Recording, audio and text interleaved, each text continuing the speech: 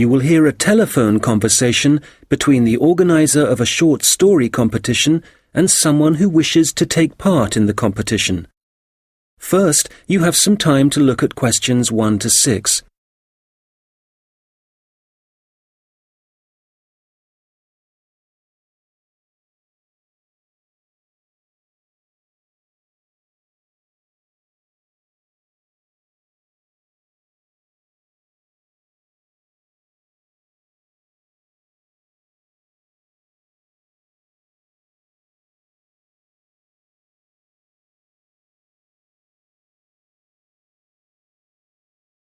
Good morning, Dave speaking. Oh, hi. I'm phoning about a short story competition. I saw an advert in a magazine and I was just calling to get some details. Yes, certainly. I'm the competition organizer, so I should be able to help. What kind of details are you looking for? Well, does it cost anything to enter? Yes, there's an entry fee of £5. Okay, that should be fine. It's a short story competition, so how many words is that?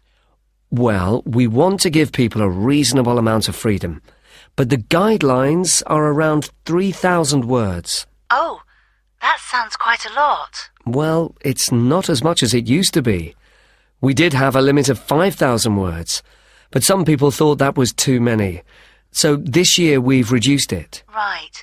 And does the story need to be about anything in particular? No, you can write about any topic you like. But the main point of the competition is that it has to have a surprise ending. Oh, I see. That sounds interesting. I don't think I've ever written a story like that before. Yes, it's something we've introduced for this year's competition. Right. I'm 18. Is there any age limit? Yes, you need to be 16 or over. So, if you're 18, that's fine. Great. So you have the competition once a year, is that right? Yes, we start advertising in January, and the competition takes up a lot of the year. We give people a few months to write their story, and then it takes quite a long time to judge all the entries and to announce the winners. I see. So when is the closing date for the competition? It's already April. I hope I'm not too late. No, you've still got plenty of time. You need to submit your entry by the 1st of August. After then, it will be too late. Although you can always enter next year's competition. Okay, good. So how do I enter? Well, we have a website, and the best way to enter is to complete the entry form online. We also have more details of the competition on the site. Shall I give you the web address? Yes, please. Okay, it's www.comp4ss.com, and that's the number 4, not the word 4. Okay, thanks. I've got that. So I can complete the entry form online, but how do I send the story? Do I print it out and send it to you? Well, you may want to print the story out so you can review it, but don't post it to us. When you've finished your story, you will need to email it to us. The email address is on the website I gave you. Okay, that's fine.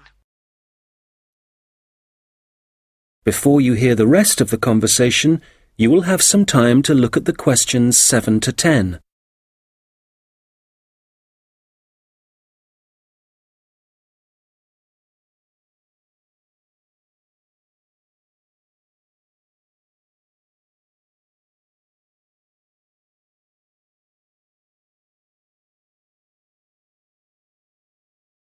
Now listen and answer questions 7 to 10. Can you tell me a bit about how the competition is judged and what the prizes are? Yes, of course. Well, once we have all the entries, I send them to all the judges. Our competition is quite popular, so we are lucky to be able to use famous authors who are very interested in the competition. That's fantastic! It's great to know that someone famous will be reading my story. Yes, that's right. It takes them quite a while to read through the entries, but eventually they decide on the top 5 stories. I see. And what happens then? Well, they will be published online so everyone can read them. They will not be in any order at this point. They will just be the 5 stories that the judges think are the best. And do all the top 5 stories get prizes? No, it's just the top story and the runner-up. So how is the top story decided? Well, once the top 5 stories are available, it will be the public who will vote for their favourite story. Right, I see. So I need to get all my friends to vote for me then? Yes, that's a good idea. And what is the prize? Well, the runner-up gets a prize of £300, but the winner gets a trip to Spain to attend a workshop for writers. Wow, that's brilliant! I'd better get writing straight away. Yes. Good luck. Thanks. That is the end of section 1. You now have half a minute to check your answers.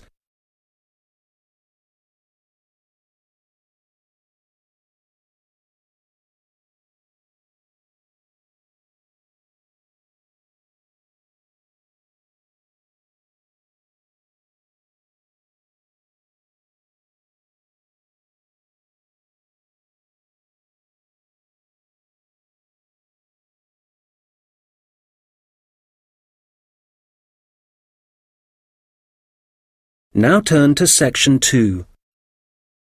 Guide talking about a sea life centre.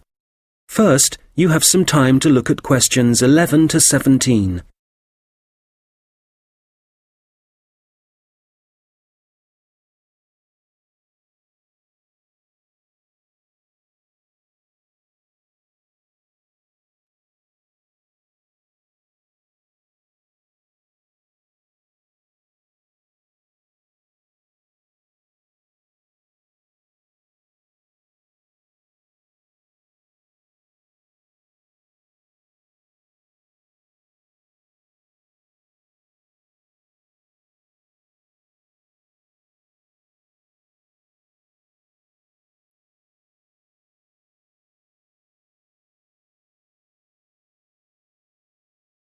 Okay, so hi everybody and welcome to the Sea Life Centre. Before you start on your tour, I'd just like to give you some information about things to look out for as you go. Well, first of all, I guess some of you may have been here before and may be surprised to see the name has changed. We're not called World of Water anymore. Since the beginning of this summer, we've been renamed, and we've also made a few other changes. However, the main attractions like the aquarium, the crocodiles, the penguins and so on are still here. But we have a new restaurant and picnic area, and the latest thing that we have, and it was only finished last week, is the splash ride. This is an exciting new area of the centre and is pretty scary, and of course you do get a bit wet, so make sure you're not wearing your best clothes. As I said, the main attractions are still here, and the most popular thing that everyone wants to see is feeding time, especially for the crocodiles and the seals. We used to have the main feeding time in the afternoon at around 3 p.m. But we found that some of the animals got a bit hungry waiting until then, and so we now have it at noon. They seem much happier with the new time, although it's a bit difficult to know what they're thinking. Now, I'd like to mention something new that we've introduced this year that we're very excited about. It's called a VIP ticket. The VIP ticket costs an extra £2 per person, and you will be amazed at what it allows you to do. With this, you'll be allowed to feed the sharks. Now, I know that for some people, This might be quite a frightening thing to do, but it is perfectly safe. For those of you who are a bit unsure, we do have a video you can watch to see what happens. It's a great experience, and your friends will be very impressed. Speaking of friends, I'd just like to remind you that the Sea Life Centre will be more than happy to organise a birthday party for you and your family and friends. If you need more details, you can speak to me afterwards, and there are also forms at the entrance that you can fill in. I'd also like to bring your attention to the good work that the Sea Life Centre is doing in support of animal conservation. I'm sure you're all aware of the worrying situation with a large number of species facing extinction. Here at the Sea Life Centre, we're taking action by asking as many people as possible to sign a petition. Once we have over 5,000 signatures, we are planning to send it to the government in the hope that more people will begin to take it seriously. Right, well, there's obviously a lot going on at the centre and a lot of things to discover. At all the attractions, there is helpful information, so please read as much as you can, and if you want to see what you've remembered, please do the quiz after your visit. There are no prizes, of course, but I'm sure you'll be surprised by how much you've learnt. Before you hear the rest of the conversation, you will have some time to look at the questions 18 to 20.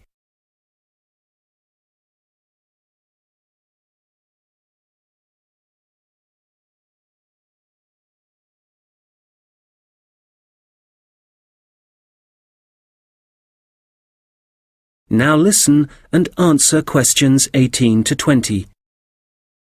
So, before I leave you all to start your tour, I've just got a few tips. There are a large number of attractions, and you may not have time to see them all. Of course, there are the old favourites like the aquarium and the crocodile cave, but if you don't have time to see everything, make sure you visit Turtle Town, which is beyond the aquarium and the seal centre. This is very special and has a large number of endangered species, and as it's at the far corner of the Sea Life Centre, it often gets overlooked.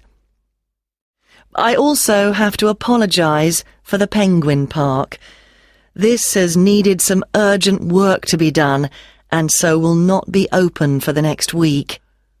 We're very sorry about this, but I'm sure you'll find the Seal Centre, which is directly opposite it, will keep you entertained just as much, if not more. We're also very busy today, as you may have noticed on your way in. Everyone starts here at the aquarium, but as it's so big, there's no waiting to get in. But today, we're expecting a lot of people to want to see the crocodile cave, as a couple of eggs have hatched out. So expect delays there and, if you like, move on to the Seal Centre first and then go back when things are quieter towards the end of the day. So, I'll leave you now, but if you have any questions, I won't be far away, and have a great time at the Sea Life Centre. That is the end of section 2. You now have half a minute to check your answers.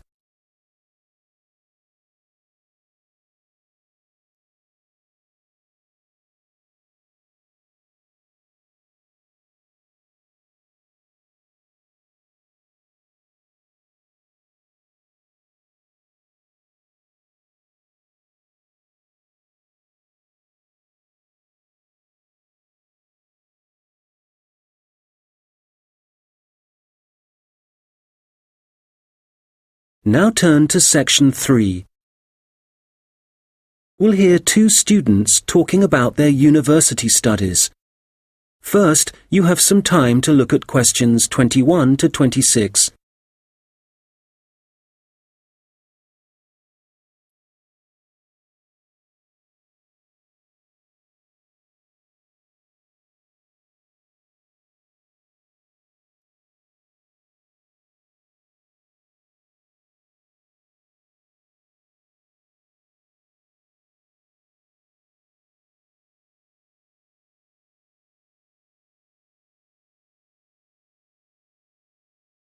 Oh, hi, George. How's it going? Hi, Martina. It's going well. How about you? How's university life? Well, it's great. Apart from the studying, of course. Yeah, me too. What are you studying? I seem to remember that you were going to do art. That was your best subject, wasn't it? No, not really. I just liked the teacher. He was French and had an amazing accent. My favourite subject was history, but I couldn't see what career that would give me. Oh, right. So what did you choose? Well, I found it really difficult to decide. I was really good at science, but I must admit, I never really enjoyed studying it. So, in the end, I decided to opt for English, which was my second favourite subject, and I thought it would be more useful to me than studying anything else. So, that's what I'm doing. How are you finding university? Well, it's a bit of a challenge, I suppose. Are you finding it difficult? Well, some of it. I'm doing mechanical engineering, which is really interesting, but it covers quite a lot of areas, like materials science, machine design, physics, and of course mechanics. And they're all fine, but it's maths that I'm struggling with. It's a lot harder than it was at school. I can believe it. It all sounds very difficult to me. But then I never was very good at mechanical things. I suppose it must involve some practical work. Well, not at the moment. Currently, it's nearly all theory, so it's a bit heavy going. I guess you need to start with that so that you can get a grasp of the concepts and learn a few facts before you start putting it into practice. It must be a lot different to the course that I'm taking. Yes, but in a few weeks we'll be having a lot more practical experience. In fact, I've got a great assignment this term working on jet engines, which means I'll be going on a few field trips to a nearby airport. Oh, that's great. It sounds like you're going to be very busy. Yes, I'm not sure how I'm going to cope with the work. We have a lot of lectures, and that's fine. The lecturers are very knowledgeable, and I learn a lot from them. But we also have a lot of seminars, and I find with so many people expressing their views, it can get quite frustrating. It would be better if we didn't have so many of those. Yes, it's the same for me.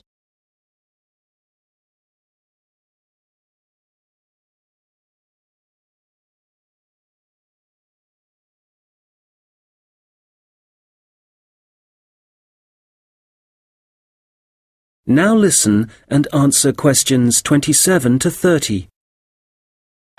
How are the students at your place? Well, I haven't really met anyone yet. They all seem a bit quiet. Perhaps they're working hard. They don't appear to be very studious here, but they are very friendly. I must say, I've been doing a lot of sitting around and chatting over the last week or so. Well, that's good. The only person I've spoken to really is my tutor. He's very approachable and seems to understand how difficult it can be starting university. It's good to have someone you can talk to, and he may help you meet other students. Actually, that doesn't bother me. I'm bound to get to know some people sooner or later. It's more a question of finding out what I need to do, where to go and so on. I hope he can help me with that. Oh, I would have thought so. Well, we certainly have a lot of work ahead of us. It seems like a long time, doesn't it? Studying for 3 years. Yes, it does. But I'm sure it'll go quickly. You know, I'm really dreading the first assessment. Yes. For the course I'm doing, we have to hand our first one in at the end of next month. Really? So, have you got the topic yet? No, but we'll get it soon. I'm not sure how much we have to write yet. Not too much, I hope. I know what you mean. And it's hard to study, especially where I am now. Oh, where are you living? I'm living in a hall of residence. I thought that would be a good idea, as there'd be a lot of people around, but I'm finding it a bit noisy. I can see that I'm going to have problems when I really need to get down to some work. So, I guess you need to be somewhere on your own then? Yes. Well, I do like to have some people around me, so I'd prefer to live with a family somewhere, in a house not too far from the university.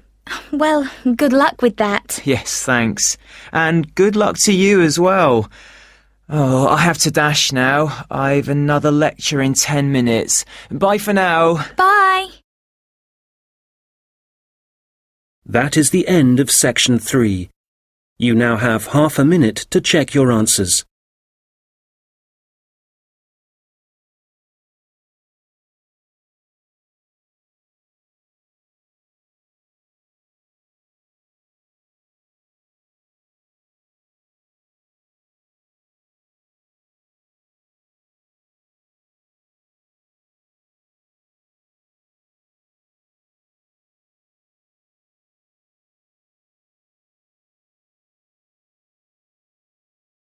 Now turn to section 4. You will hear someone talking about creating a presentation. First, you have some time to look at questions 31 to 40.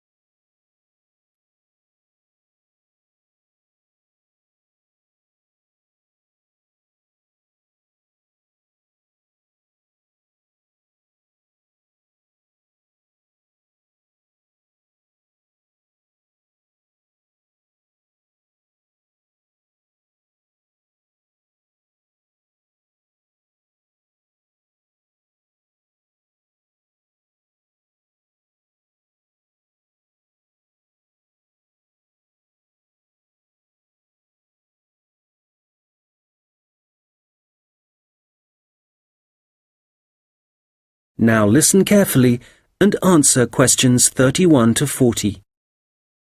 Hello, everyone. You've all been given an assignment for your sociology course, which will involve giving a presentation to the rest of the group.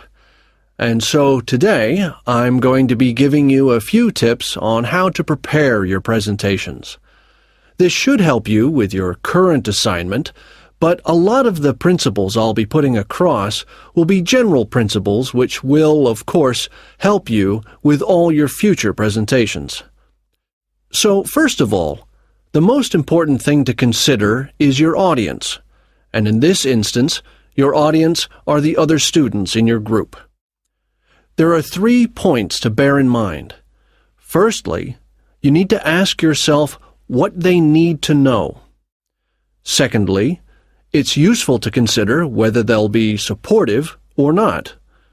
And thirdly, will it be a small group, say 3 or 4, a moderate gathering of 20 or so people, as for your current assignment, or will there be hundreds of people?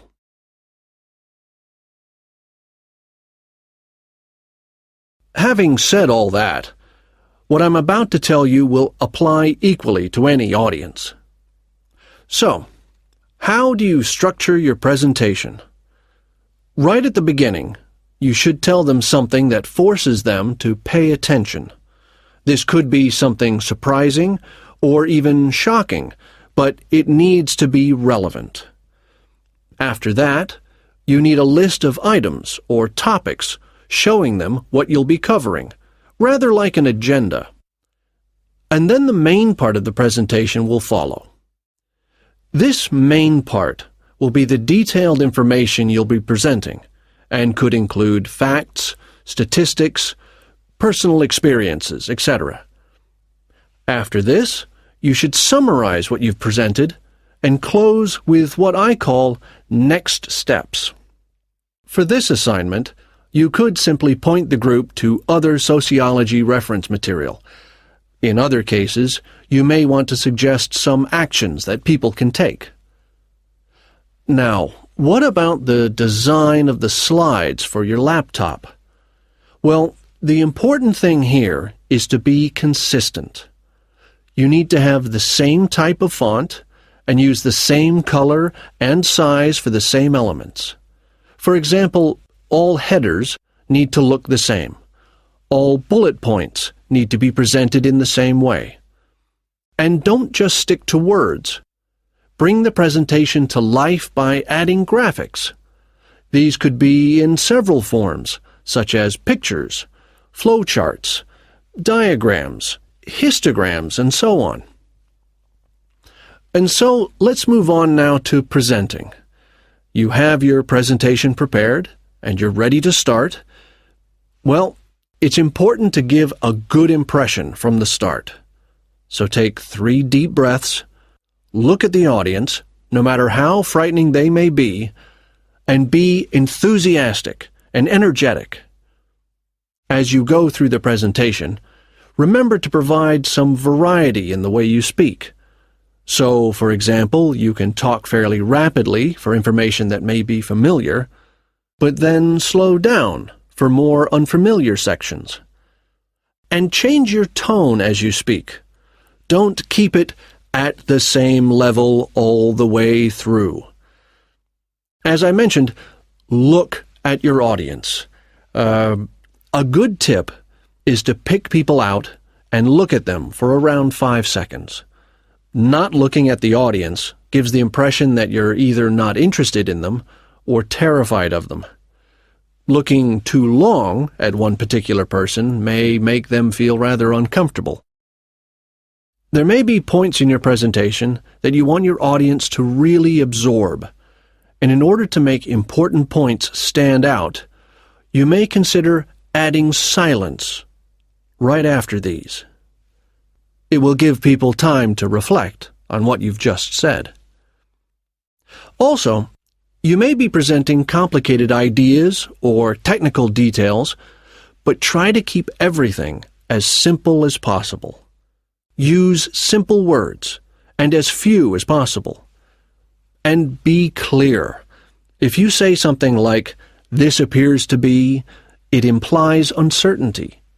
So using weak verbs such as appears, seems, could be, etc., needs to be avoided. I'll just finish off with a few thoughts on questions and interruptions from the audience.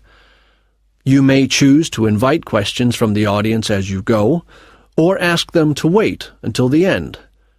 Either way, questions should be encouraged, as it provides you with some feedback on how interested the audience is and how well they're understanding you.